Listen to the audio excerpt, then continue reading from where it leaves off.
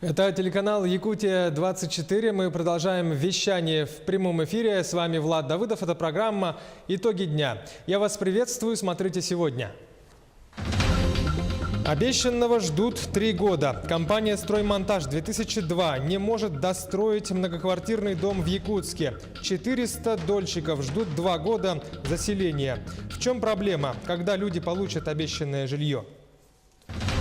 Вызов времени. В столице состоялся первый республиканский форум инвалидов. Цель – поиск работы для этой категории граждан.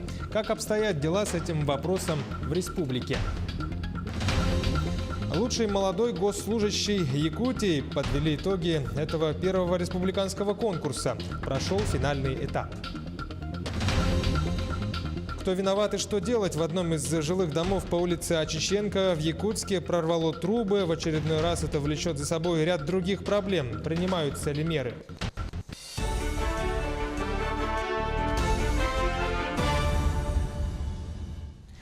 Главная тема сегодняшнего дня, к которой приковано внимание всех мировых СМИ – исчезновение российского военного самолета Ил-20 над Средиземным морем близ побережья Сирии.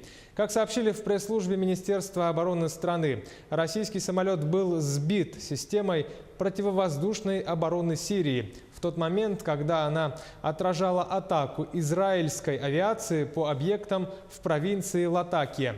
Как подчеркнули в военном ведомстве, самолет стал целью системы ПВО из-за того, что им прикрывались истребители F-16 армии Израиля. Министр обороны России Сергей Шойгу в телефонном разговоре с израильским коллегой заявил, что вина за сбитый российский самолет полностью лежит на Израиле.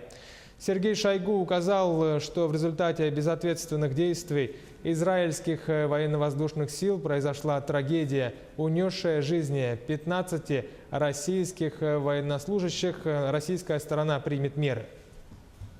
Нанесли удар, управляемый авиационными бомбами, по сирийским объектам в районе города Латаки. Заход на цели осуществлялся на малой высоте со стороны Средиземного моря. При этом израильские самолеты преднамеренно создали опасную ситуацию для надводных кораблей и воздушных судов, находящихся в этом районе. Бомбометание выполнялось недалеко от места нахождения французского фрегата «Оверон» и в непосредственной близости от заходившего на посадку самолета Ил-20 ВКС России. Прикрываясь российским самолетом, израильские летчики подставили его под огонь средств ПВО Сирии. В результате Ил-20, у которого эффективная отражающая поверхность на порядок больше, чем у F-16, был сбит ракетой комплекса С-200. Израильские средства управления авиацией и летчики F-16 не могли не видеть российский самолет, так как он заходил на посадку с высоты 5 километров. Тем не менее, они преднамеренно пошли на эту провокацию. О планируемой операции «Израиль» командование российской группировки ВОС Сирии не предупреждал. По горячей линии уведомление поступило менее чем за 1 минуту до удара, что не позволило вывести российский самолет в безопасную зону. В настоящее время поисково-спасательная операция в районе крушения Ил-20 продолжается. Расцениваем данные провокационные действия Израиля как враждебные. В результате безответственных действий израильских военных погибло 15 российских военнослужащих. Это абсолютно не отвечает духу российско-израильского партнерства. Мы оставляем за собой право на адекватные ответные действия. К другим темам. Число погибших при стрельбе в селе Мегин-Алдан Тамбонского района возросло до 2 человек. Об этом сообщили ТАСС в Следственном управлении Следственного комитета по республике. Ранее сообщалось, что местный житель, находившийся в состоянии алкогольного опьянения, открыл стрельбу по зданию пожарной части в Тамбонском районе.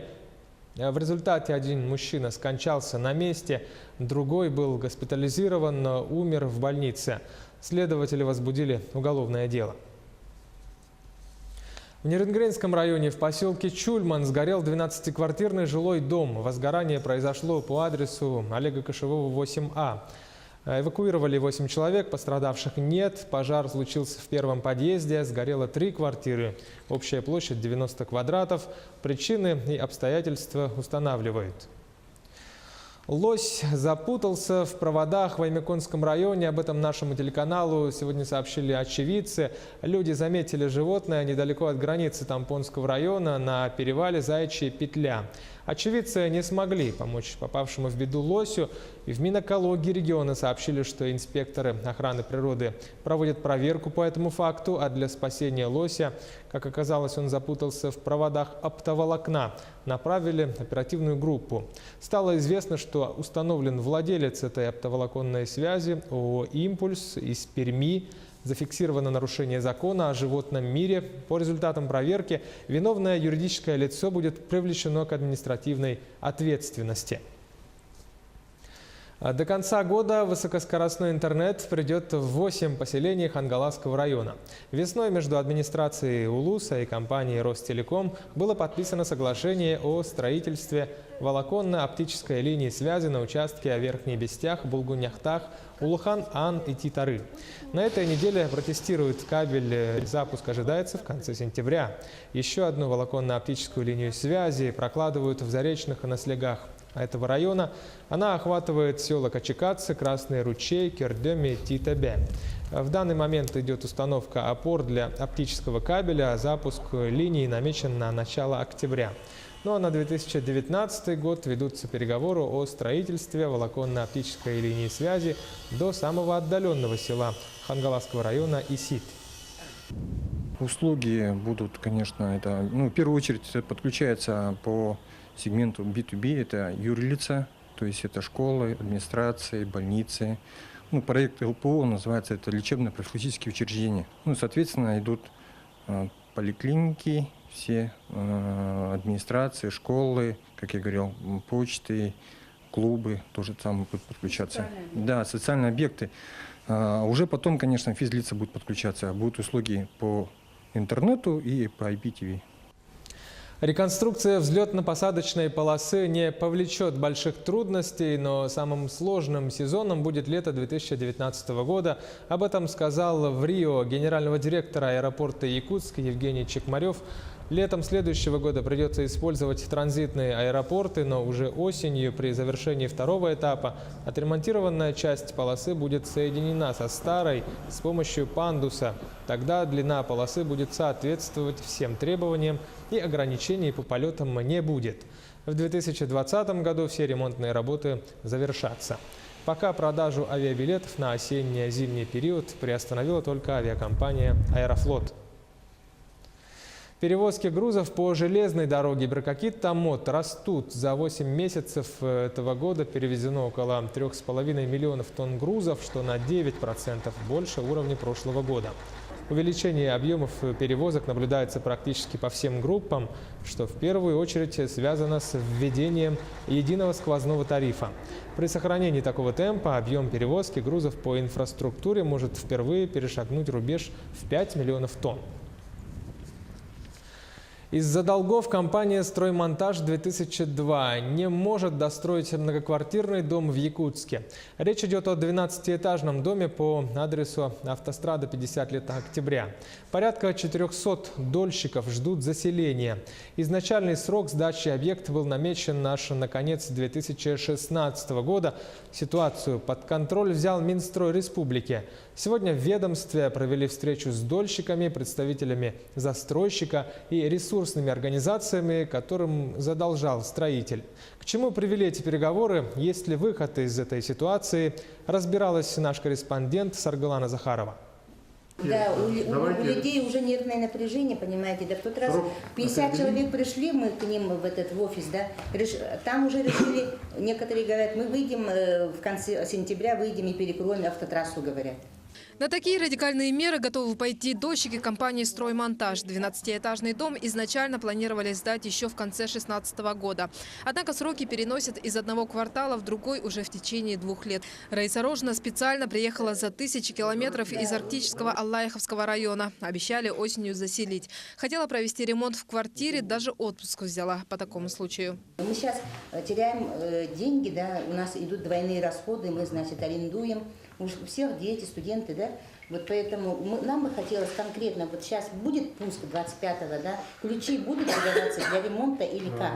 Ни квартиры, ни ремонта, а застройщик вновь обещает новые сроки. Вот мы по этому графику планируем к концу этого года все-таки решить все наши финансовые проблемы и все.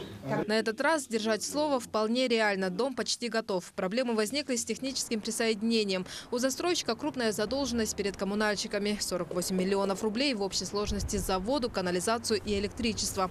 Из-за этого не могут подключить тепло, а без него в грядущий холодный сезон работа на стройке встанет. Причина накопившихся долгов – застройщик не рассчитал свои силы. В связи с тем, что он параллельно начал строить несколько объектов, жилых домов, реализация квартир идет довольно-таки слабо. Все это, конечно, тянет вниз финансовую составляющую. Выход из ситуации есть. Общая стоимость всех помещений в разы превышает сумму задолженности. Остается их только продать. Минстрой готов пойти навстречу. По программе обеспечения жильем детей-сирот у нас есть потребность по городу Якутску на 205 квартир. Из них в текущем году где-то порядка 67 квартир необходимо приобрести. Для этого компании нужно пройти процедуру конкурсного отбора. А вот сами представители застройщика заверяют, необходимые средства появятся с продажи нежилых помещений в этом же доме. Но когда появятся покупатели, неизвестно. Тем временем очередной срок сдачи дома наметили на 25 декабря. Саргалана Захарова, Владимир Павлов, Георгий Григорьев, Якутск. Более 160 дольщиков в Мирном ждут своих квартир уже третий год. За еще несуществующее жилье перед началом строительства они заплатили около 80% от общей стоимости. В июле этого года с ходом строительства ознакомился Айсен Николаев. Застройщик тогда пообещал сдать дом в сентябре. Однако и по сей день та же строительная компания «Строймонтаж-2002» не спешит завершать работы. Кроме того, при проверке дома выявили ряд нарушений по несущим конструкциям, что стало причиной расторжения договора дольщиков со строительной компанией. Тем не менее, несмотря на положительное решение Верховного суда, денежные выплаты дождались лишь единицы, и то не в полном размере. Мы снимаем жилье, у нас нет своего жилья, мы надеемся получить свое жилье. И больше года, получается, мы тратим... Даже не так. Несем убытки из-за компании «Строймонтаж-2002». До сих пор, видите, строительство не закончено. Многое бросается в глаза. Застройщик всегда краснеет и говорит, что мы это исправим. Элементарно, да, стяжка на нижних этажах, качество отвратительное. Затягивают специально. Зачастую слышу, что то юрист в отпуске, то еще что-то. И я даже не знаю, где уже управу-то искать. Никто на них повлиять не может. Но в одном из жилых домов по улице Очиченко в Якутске прорвало трубы. Причем случилось это уже в очередной раз, что влечет за собой ряд других проблем. Жители недовольны. Сюжет Артура Габышева. Горячей водой с начала отопительного сезона начало заливать жителей дома по адресу Очиченко, номер 28. Причина – изношенный трубопровод. Последний раз такая ситуация была в 2009 году, вследствие чего дом начал проседать. Из-за деформации стен также потрескались и окна. Жители не единожды обращались в управляющую компанию «Столичная» с просьбой отключить отопление по причине течки труб. Начала спрашивать, когда они сделают нам. Все-таки отключат это отопление, потому что парилка в подъезде вообще ужасно. Мы боимся сгореть, потому что капли, вот этот осадок, все это остается на щитках. И мы каждую ночь выглядываемся по очереди, смотрим, не сгорели там вообще, не загорелось там чего, не замкнуло. Жители муниципального дома вместо радиаторов вынуждены покупать обогреватели. В квартире Гульнары только 2 радиатора из 3, но оплата идет за все 3. С дополнительным источником тепла она живет уже 2-й год. По идее, должен управляющая компания купить и поставить сюда мне радиатор. Не могу добиться, не могу. И 6 тысяч у меня нету. Я мама-одиночка, у меня годовалый ребенок. Мы живем на обогревателе. Вторую зиму неужели мне придется вот это вот переносить на обогревателе? Нету радиатора. 2-й год. Вот видите нашу лестницу, которая мне, по пояс практически.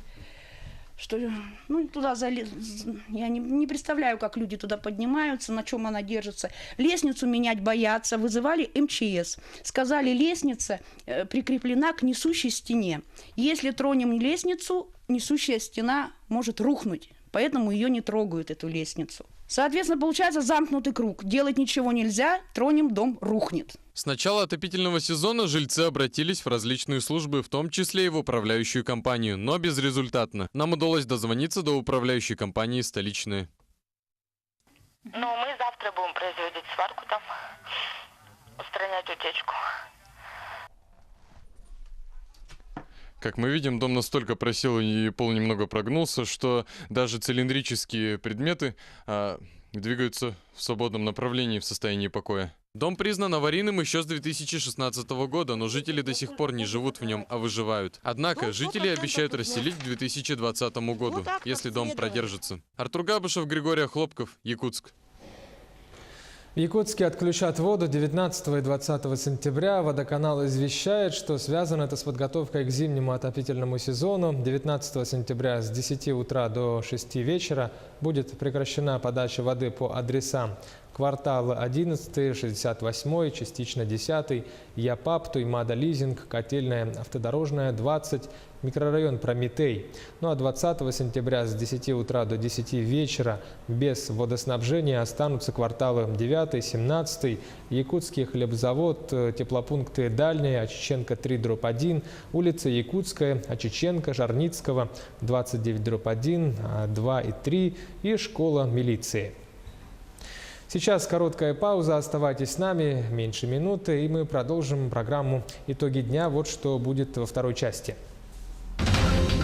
Вызов времени. В столице состоялся первый республиканский форум инвалидов. Цель – поиск работы для этой категории граждан. Как обстоят дела с этим вопросом в республике? Лучший молодой госслужащий Якутии подвели итоги первого республиканского конкурса. Прошел финальный этап. Это и многое другое в продолжении нашей программы. Якутия-24, прямой эфир, программа «Итоги дня». С вами Влад Давыдов, мы продолжаем. На Сахалине открылся второй международный саммит молодых профессионалов в сфере спорта. Съехались представители 19 стран мира. В течение 5 дней они обсудят актуальные вопросы развития зимних видов спорта.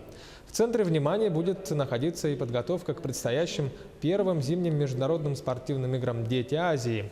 Напомним, Сахалинская область примет первые зимние игры «Дети Азии» в феврале следующего года. По предварительным данным, их участниками станут свыше 2000 юных спортсменов из более чем 30 стран мира. Они будут бороться за победу в 8 видах спорта. Молодые предприниматели Якутии рассказали об участии в 4-м Восточном экономическом форуме. Там приняли участие более 6000 представителей из 60 иностранных государств. Одной из его площадок стал «Молодежный день». Там молодые люди в возрасте до 35 лет представили свои предложения по развитию Дальнего Востока. Главной темой стало технологическое предпринимательство и его роль в ускоренном развитии экономики Дальнего Востока. Якутию представили 9 молодых предпринимателей. Мне было очень приятно узнать, что я прошла конкурс в Росконгрессе и Росмолодежи и приняла участие в Восточном экономическом форуме. Для меня это был первый самый большой форум. Целью моей поездки было именно познакомиться с разными ребятами, которые занимаются предпринимательством. И на всех лекциях, на всех деловых площадках я была и ходила как губка, впитывала всю информацию и приобрела очень много опыта, навыков. В столице подвели итоги первого республиканского конкурса «Лучший молодой государственный гражданский служащий Якутии». Сегодня состоялся финальный этап – это защита персональных конкурсных работ и награждение участников. Сюжет Кристины Якуповой. В Якутии конкурс «Лучший молодой государственный гражданский служащий» проводится впервые. И цель его – выявить молодых гражданских служащих, обладающих лучшими профессиональными знаниями и навыками. Высокий уровень подготовки и неравнодушное отношение к своему делу. Этими качествами обладают участники конкурса, который стартовал в июле. Всего было подано 29 заявок от органов государственной власти. Развитие вообще движения молодых профессионалов, да, и у нас в сфере образования всегда есть по любым направлениям, да, молодые педагоги, молодые другие категории работников. То же самое, мне кажется, должно быть и в сфере государственных гражданских служащих, потому что что это довольно-таки публичная, скажем так, работа и освещение именно положительное в СМИ. И для того, чтобы другие молодые госслужащие могли брать пример из других, мне кажется, это очень хороший, положительный пример. Все участники преодолели 2 конкурсных этапа. На первом конкурсанты соревновались в знании законодательства и на втором в написании эссе на тему «Будущее республики в моих руках». По итогам было выявлено 10 финалистов. Такие конкурсы проводятся для мотивации, чтобы эффективность государственных гражданских служащих была выше. Да? И очень радостно, что провели для молодых государственных гражданских служащих, потому что для них есть перспектива, ну, для нас, да, получается, есть куда расти, набираться опыта, практики, да, и развиваться. Финалисты представили на обозрение конкурсной комиссии работу на тему «Ключевые показатели эффективности государственного гражданского служащего», по итогам которой определились лауреат и дипломанты. Кристина Якупова, Григорий Охлопков, Якутск. Агентство по развитию человеческого капитала на Дальнем Востоке запускает неделю вакансий в отрасли добычи угля, руды и золота в республике. Об этом передает Минвостокразвитие.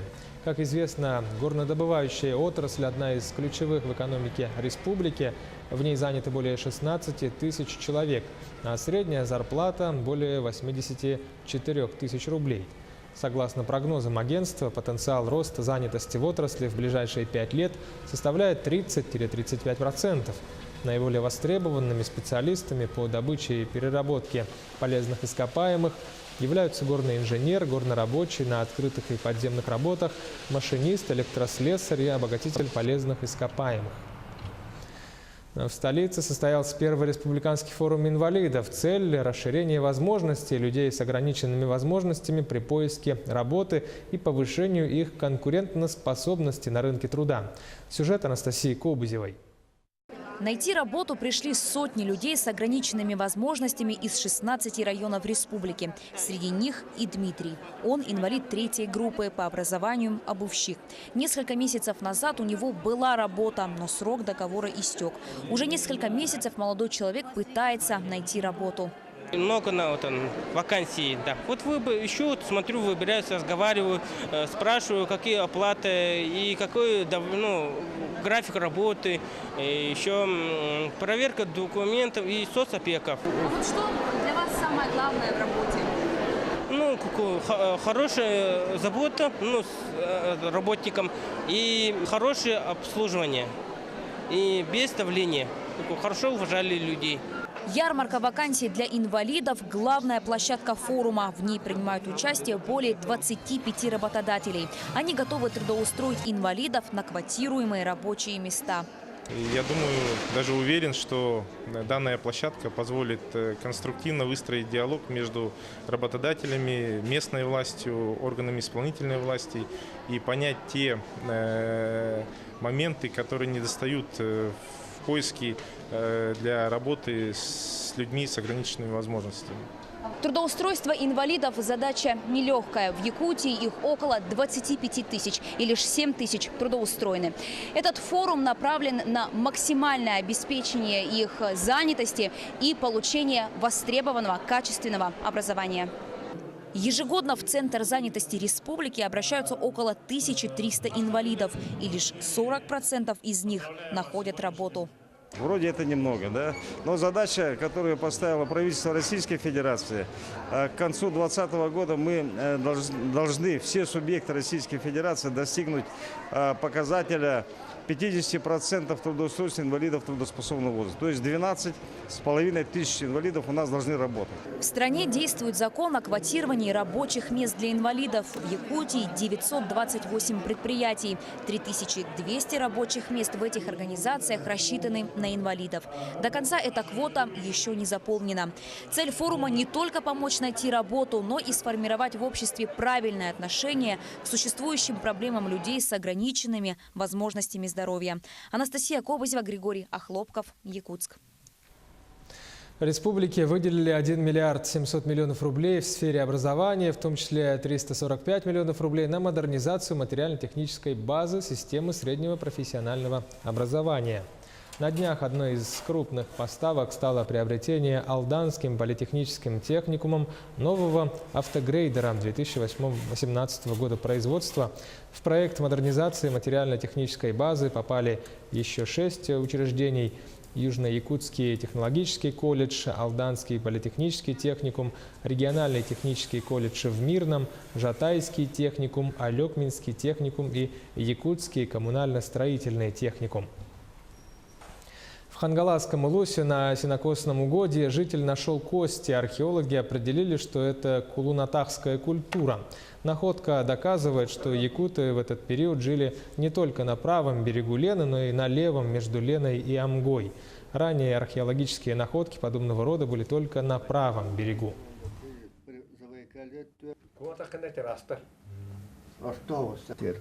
Ну, несомненно, вот судя по верхней части и по толщине вот стенок, это фактически относится к археологической культуре, которая была связана приходом южных предков современных якутов. И вот в связи с этим вот эта культура как раз имела определяющее значение именно в том, что с этого периода, ну, раньше я так полагал, тоже используя вот этот метод распада, с рубежа 13-14. И вот эта культура продолжалась фактически до середины 16 века. Вот это. И в связи с этим вот сейчас мы предполагаем, что происхождение, окончательное становление происхождения якутской народности происходило вот как раз в районах Центральной Якутии, междуречье между Леной и Амгой. В Нерюнгри парк культуры и отдыха продолжают благоустраивать в рамках программы формирования современной городской и комфортной среды. Земельные работы завершены на 95%, разбиты и покрыты брусчаткой аллеи, установлены фундаменты для архитектурных форм. В течение следующей недели планируют запустить в парке освещение. Ну а детская площадка, которая появится там, будет иметь специальное покрытие, которое защитит от травм. Кроме того, поставят крытые беседки. Здесь будут 3 арт-объекта очень интересных установлены. Это и арка цветовая, будет светодиодный фонтан, будет арт-объект в виде дерева в стекле. Это будет очень интересно. По внешнему полукругу этой конструкции здесь будет расположено 6 беседок, где могут граждане сесть, спокойно отдохнуть. Сегодня вышел в эфир выпуск передачи «Орел и решка. Россия». Ведущая проекта Жанна Бадоева назвала Якутию невероятным местом, которое не похоже ни на что в России. Больше всего она была поражена нетающим ледником Булус. Передача стала одной из 20 серий, посвященных российским городам. Таковы итоги дня. Смотрите наш телеканал «Якутия-24». Оставайтесь с нами, будьте в курсе.